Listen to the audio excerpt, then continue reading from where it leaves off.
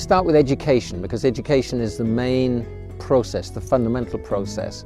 Everything else takes place as a result of the educational process, and without the educational process, then the whole program, the whole process can't be effective. So first of all, we have to remember our ideals for education.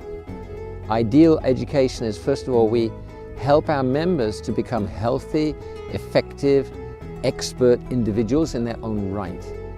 And then secondly, we help them to become healthy, expert, individual members of the organization, of society, and of the world as a whole. And then thirdly, we help our members, educate our members, so that they can develop a very beautiful, effective relationship with the divine. These are the ideals of education. So now, the audit.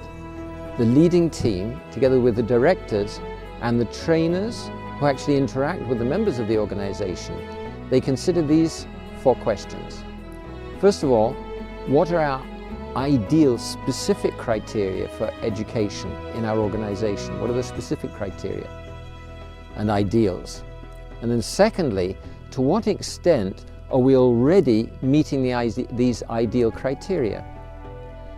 Third question is, what specific process do we need to bring us closer to this ideal specific criteria of education, to make our educational process specifically closer to the ideal for the divine plan?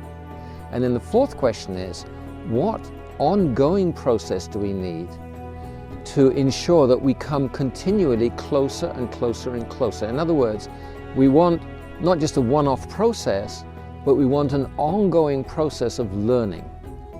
So when the team has considered these questions in detail, then they make a systematic plan for renewing or developing or redeveloping, redesigning the educational process to bring the educational process in the organization closer and closer and closer to the ideal for facilitating the divine plan.